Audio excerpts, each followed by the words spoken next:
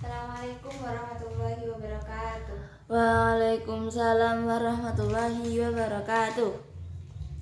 Untuk memulai pelajaran kita pada pagi hari ini, mari kita buka dengan baca basmalah bersama-sama. Bismillahirrahmanirrahim. Bagaimana kabarnya pada pagi hari ini? Sehat, Bu? Masuk semua ya? Masuk. Alhamdulillah. Jadi hari ini kita akan melanjutkan materi pada pertemuan minggu lalu, yakni tentang syariat, tarikat, hakikat, dan makrifat. Apa itu syariat? Udah tahu apa belum apa itu syariat? Belum. Kalau tarikat? Nggak tahu. Kalau makrifat? Belum tahu.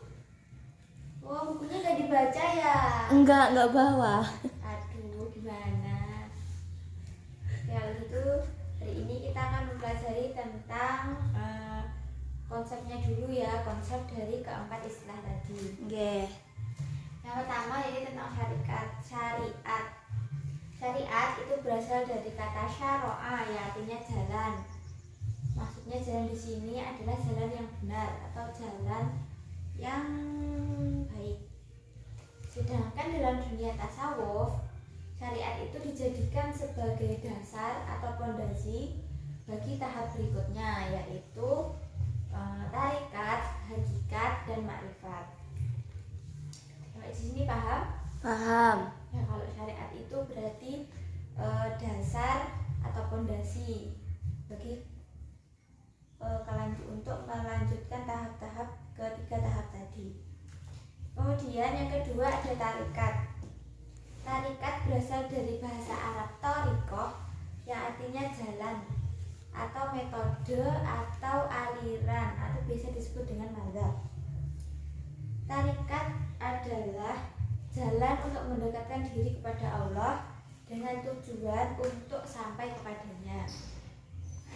Sedangkan yang dimaksud dengan tarikat di sini adalah metode yang harus ditempuh oleh seorang sufi dengan aturan-aturan tertentu sesuai dengan petunjuk guru atau mursyid dari tarikat masing-masing.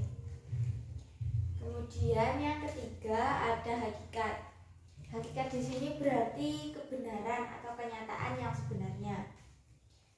Hakikat juga diartikan sebagai kebenaran atau makna yang mendalam dari praktik dan petunjuk yang ada pada syariat dan tarikat.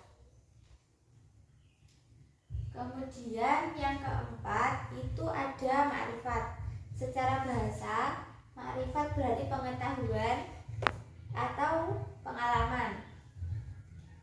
Sedangkan dalam istilah sufi, makrifat adalah perkembangan pengetahuan tentang Allah dalam keadaan sadar.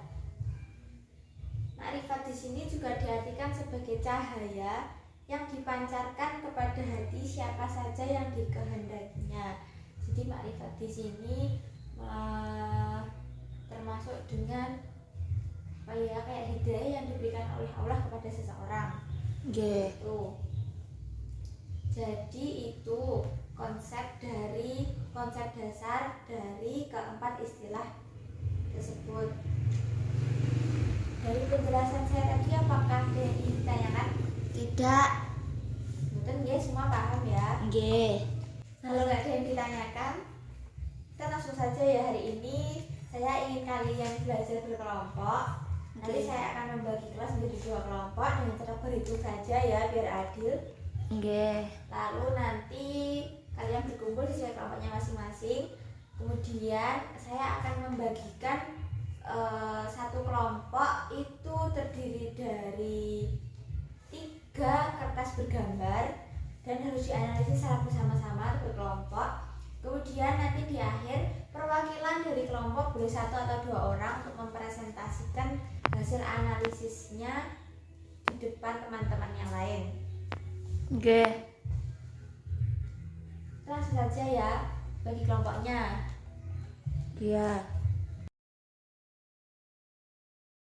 Berkumpul ya sudah kelompoknya masing-masing. Ampun. Dan lembarannya sudah saya kasih berikan. Ya. Silahkan dianalisis secara berkelompok, silahkan berdiskusi. Gambar yang kalian terima itu termasuk ke dalam konsep yang mana antara yang keempat yang saya jelaskan tadi. Baik, karena waktu kita sudah habis, silahkan untuk diskusinya bisa dilanjutkan di rumah.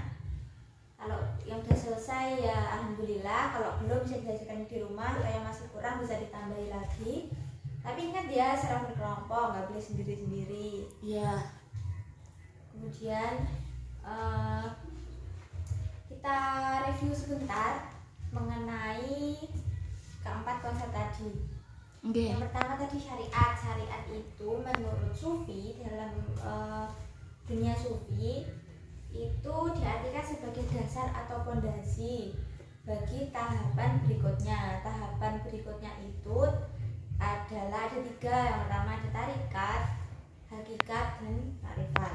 Kemudian tarikat tadi itu sebuah metode yang harus dilakukan oleh seorang sufi dengan aturan atau petunjuk dari masing-masing tarikat yang dianutnya. Kemudian kalau hakikat itu kebenaran atau makna yang mendalam dari praktik dan petunjuk yang ada pada syariat dan tarikat. Dan yang terakhir ada makrifat. Makrifat itu tadi perkembangan pengetahuan tentang Allah dalam keadaan sadar. Jadi sebelum saya akhiri, apakah ada pertanyaan? Tidak. Baik, untuk tugasnya tadi bagi yang kelompok yang belum selesai menganalisis lembar kerjanya, silahkan dilanjutkan di rumah. Sudah selesai dipelajari. Bu. Apakah ada yang ingin ditanyakan dari pelajaran kita pada pagi hari ini? Tidak. Baik, jika tidak, sebelum mengakhiri saya ingatkan, jangan lupa tugasnya analisis hari ini bagi yang belum selesai, silahkan diselesaikan di rumah secara berkelompok. Kemudian bagi yang sudah selesai dipelajari lagi supaya pas waktu presentasi berikutnya bisa berjalan dengan baik. Kalau sudah tidak ada yang ditanyakan, mari kita tutup pelajaran kita pada pagi hari ini dengan baca hamdalah bersama-sama. Alhamdulillahirabbil alamin. Sekian dari saya, akhiran. Wassalamualaikum warahmatullahi wabarakatuh. Waalaikumsalam warahmatullahi wabarakatuh.